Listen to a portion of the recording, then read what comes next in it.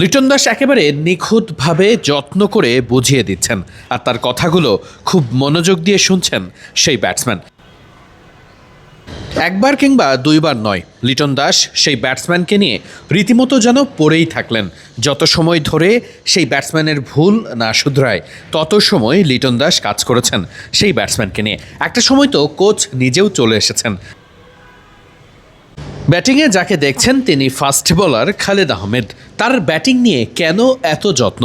কেন লিটন দাস থেকে শুরু করে প্রধান কোচ ফিল সিমন্স দফায় দফায় তার ব্যাটিং নিয়ে এতটা লম্বা সময় ধরে কাজ করেছেন? প্রত্যেকটা ডেলিভারি হয়েছে, আর লিটন দাস তার সঙ্গে কথা বলেছেন। কখনো উইকেটের পাশে দাঁড়িয়ে দেখেছেন, কখনো সামনে, আবার কখনো পেছনে গিয়েছেন। অর্থাৎ খুব সিরিয়াস মুডেই লিটন দাস খালেদ আহমেদের ব্যাটিংয়ের ভুল ত্রুটি দেখিয়ে দিচ্ছিলেন।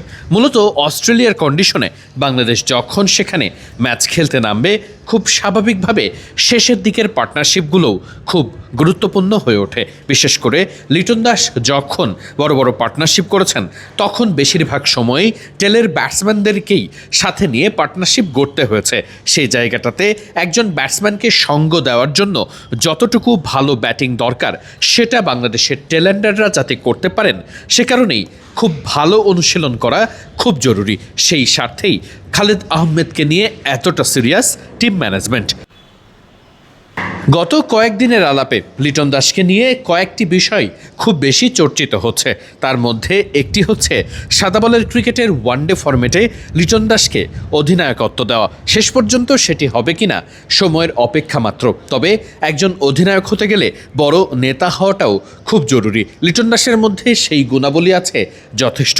অন্তত মাঠে তার কার্যপ্রণালী, যেভাবে তিনি অপরের বিপদে এগিয়ে আসেন, একজন আরেকজনকে সাহায্য করার জন্য ঠিক যতটুকু কমিটমেন্ট দেখাতে হয় সেটা শো করেন, সেটা নিশ্চিত করেই লিটন দাসকে অন্যভাবে চেনায়। লিটন যে কাজটা করছেন খালেদ আহমেদের জন্য, সেটা তার বাধ্যগত কিছু নয়, ম্যান্ডেটরি কাজও নয়। খুব সহজেই লিটন দাস সেটি এড়িয়ে নিজের কাজটাই করতে পারতেন, কিন্তু সেটি করেননি।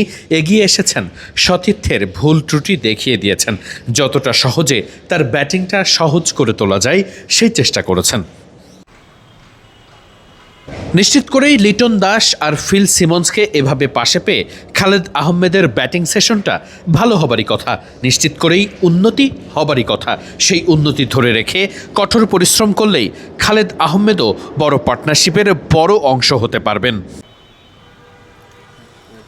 অস্ট্রেলিয়ার কামিন্স, স্টার্ক, হ্যাজলউড কিংবা বোল্যান্ডের মতো বড় বড় সব নামী বোলারদের বিপক্ষে বাংলাদেশকে ভালো স্কোর বোর্ডে রাখতে হলে একেবারে শুরু থেকে শেষ পর্যন্ত সব ব্যাটারদেরই কিছু না কিছু অবদান রাখতেই হবে। তাই টেলেন্ডারদেরকেও গুরুত্বপূর্ণ ভূমিকা রাখতে হতে পারে অস্ট্রেলিয়াতে। সেই অনুশীলনই চলছে জোরে সোরে।